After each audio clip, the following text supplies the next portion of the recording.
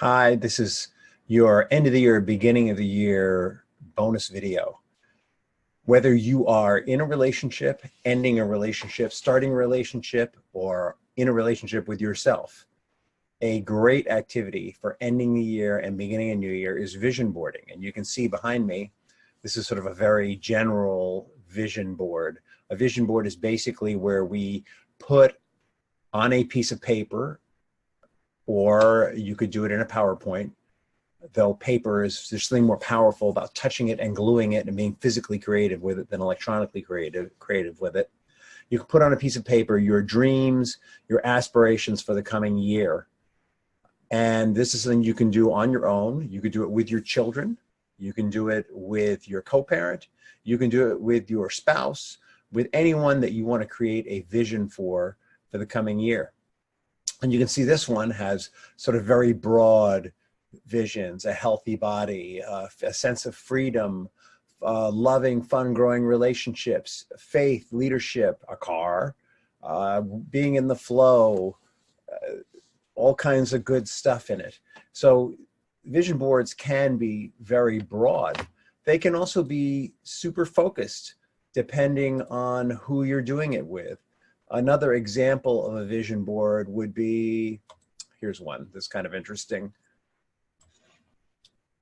This is, again, kind of general, but it's family focused. A second chance at love, romance. This is still kind of broad. You can see this has got more space to see things. And the purpose of the vision board is that anytime you're feeling down or lose sight of your goals, that you try to appreciate where you are in your life and where it is you want to go. Pay attention to what's important. There are hundreds of examples of vision boards. Let's see, let's get you another one here. Let's try this one on. This is super specific. Vacation home, have a podcast, mind over matter, a loving relationship, all kinds of good stuff. You can put whatever you want in these vision boards is the point. And the way to do this is think of what your aspirations are for 2020. You could do the whole next 10 years if you wanted, but I'd encourage you to focus on 2020. What's some real things you want to accomplish in 2020? You can start with, if you want to be super specific, like this person behind me has, think about, where do you really want to go on vacation that you haven't been on vacation? What do you want to achieve financially that you haven't yet achieved financially? What do you want to achieve personally that you haven't yet achieved personally? Maybe it's kind of like this piece over here. It's okay to make mistakes, to have bad days, to be less than perfect, to do what's best for you, to be yourself. Maybe it's, about self-acceptance or something like that. So think experientially, materially, emotionally, and relationally at the very least. Think in these areas. And I'd say that what we used to do is we used to go to magazines, but now everything's out there on the internet. So cruise the internet and look for images that really appeal to you, or maybe sayings that really appeal to you, and start printing them. And print more on your printer. Print more than you would ever need, because you're going to be going through these. And if you're doing this with someone, I would say do this separately. Like if it's a spouse and you want to have a discovery experience, do this separately and then bring your images together and talk about it. Or if you're doing this with your children, you may want to do it with them. You may want to do it separately, but what you don't want to be doing is you don't want to be editing them. This is the idea of this experience, is it's a discovery experience. If you're doing it with your children or with your spouse, you're looking for some form of discovery. You want to learn something new about them. There might even be some disagreement. Maybe your spouse really wants to go to Disneyland and you want to spend the summer in Spain learning to speak Spanish and being part of the culture, which are very, very different experiences.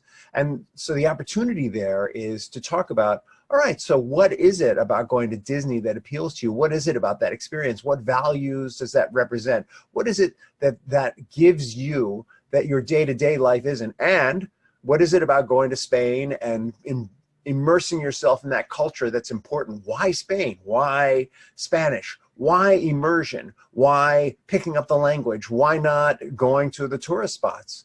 And in that discourse, in that discovery, you get to learn more about each other. And maybe you put both things on there. Maybe you're going to honor both of those requests, or if there can be only one, maybe it's going to be one this year and one next year.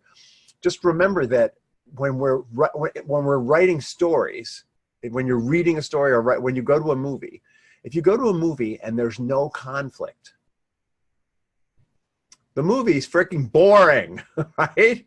The most interesting movies have conflict. Even if I recently went to see Little Women with the ladies in my house, and there was conflict present. Even though the movie was very chill and emotionally even in a lot of ways, there was conflict, there was loss, there was disagreement, there was dreams that were fulfilled in unexpected ways.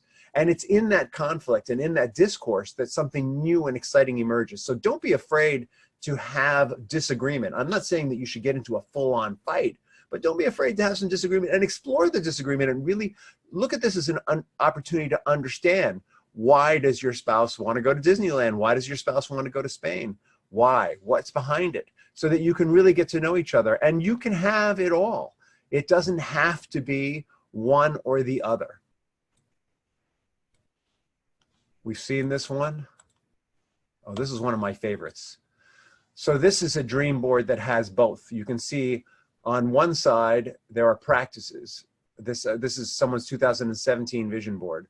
They want to journal and stay calm, and they want to acknowledge their personal strength. But on the other side, they want to have zero debt. They want to go camping. They're into camping. They're into more God time, whatever that means to them. They want to have restful sleep. They're fighters. They want to write a book. They want one little word. I'm not sure what that means. So this is a vision board that sort of has both sides of it for this individual. It has qualities they want to develop in themselves and practices they want to develop and actual goals that they want to accomplish. So this is another way you could go at this, is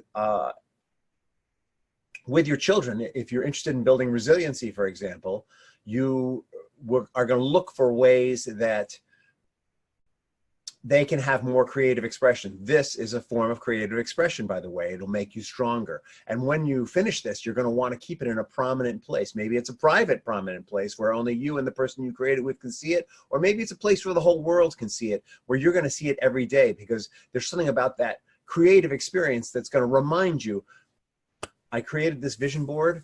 I'm the author of my life. I can create the experience that I want to have. And there's something about having healthy conflict in the creation of it. You might even be doing this on your own, and there might be a conflict between your personal goals for zero debt and your desire to go travel. It might be that traveling is going to cost you a bunch of money, but you don't want to have any debt.